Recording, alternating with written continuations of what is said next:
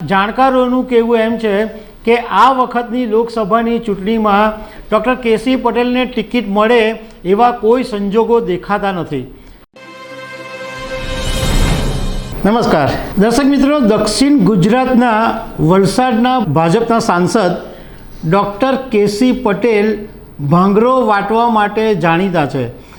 એમણે ઘણી વખત કુંડાળામાં પગ પડી ચૂક્યા છે અને એમણે હમણાં તાજેતરની અંદર જે ભાંગરો વાટ્યો એને કારણે એવી સ્થિતિ ઊભી થઈ કે એ બોલીને ચાલ્યા ગયા અને પછી ઘરે ગયા, પણ લોકોએ એટલો બધો હોબાળો મચાવ્યો કે આ ભાજપના સાંસદે ઘરેથી ફરી પાછા કાર્યક્રમના સ્થળે આવવું પડ્યું અને લોકોને નમીને પગે લાગ્યું ત્યારે મામલો થાળે પડ્યો। તો આ ઘટના વિશે તમારી સાથે વાત કરીશું। મારું નામ રાજેશ શાહ છે અને તમે જોઈ રહ્યા છો ખબર છે .com।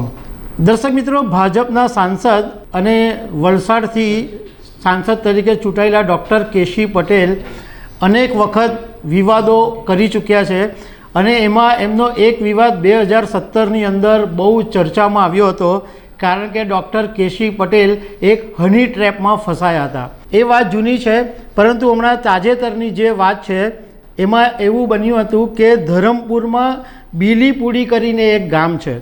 હવે આ ગામની અંદર PM મોદીનો જનમન ઈ સંવાદ કરીને એક કાર્યક્રમ હતો અને આ કાર્યક્રમની અંદર ભાજપના સાંસદ ડૉક્ટર કેસી પટેલ બોલવા ગયા હતા અને આ વખતે ગુજરાતના શિક્ષણ મંત્રી કુબેર ડિંડોર પણ હાજર હતા। તો ડૉક્ટર કેસી પટેલે ભાંગરો એવો વાટ્યો કે એમણે એમ કીધું કે આદિમ જૂથ છે જે આ આદિવાસી ધરમપુરના વિસ્તારમાં રહે છે, એ આદિમ જૂથના લોકો પહેલાં મરેલા ઢોરોનું માંસ ખાતા હતા અને સાથે સાથે એમણે એક દાખલો પણ આપ્યો કે પારડીમાં મારા એક મિત્ર હતા સંજયભાઈના ઘરે અમે ગયા હતા અને ત્યારે એમણે સ્વામિનારાયણ સંપ્રદાય નહોતો અપનાવ્યો, ત્યારે સંજયભાઈએ મને એવું કીધું કે જુઓ ને, અમને કેટલી મુશ્કેલી પડે છે કે આદિમ જૂથના અમે મરેલા ઢોરોનું માંસ ખાતા હતા, હવે નથી ખાઈ શકતા। આ વાત એમણે કરી એટલે ત્યાં ગાડી એટલો બધો જબરજસ્ત હોબાળો મચી ગયો અને આદિમ જૂથના લોકોએ હો હા કરી મૂકી। પરંતુ ડૉક્ટર કેસી પટેલના કાર્યક્રમ પછી PM મોદીનો વર્ચ્યુઅલ સંવાદ બાકી હતો એટલે બધા લોકો શાંતિથી બેસી રહ્યા, કારણ કે PM બોલવા આવવાના હતા વર્ચ્યુઅલી, તો એમના કાર્યક્રમમાં ખલેલ નહીં પડે એટલે એ લોકો બધા ત્યાં આગળ શાંત રહ્યા। પણ જેવો PM મોદીનો વર્ચ્યુઅલ કાર્યક્રમ પૂરો થયો અને ત્યારે ડૉક્ટર કેસી પટેલ પોતાના ઘરે ચાલ્યા ગયા હતા, પણ ત્યાં કાર્યક્રમના સ્થળે લોકોએ બહુ હોબાળો મચાવ્યો અને એવી માંગણી કરી કે ડૉક્ટર કેસી પટેલને કાર્યક્રમના સ્થળે બોલાવો અને એમને પાસે નમીને માફી મંગાવો અને એમને કહો કે આ વસ્તુ જે બોલ્યા એ ખોટી છે। હવે વાત એટલી બધી વણસી ગઈ અને ભાજપના જે બીજા બધા નેતાઓ હતા એ પણ ટેન્શનમાં આવી ગયા કે હવે કરવું શું। તો આખરે પછી ડૉક્ટર કેસી પટેલને કીધું કે ભાઈ તમે આવીને માફી માંગો, ત્યાં નહીં તો આ મામલો થાળે પડે એવો નથી।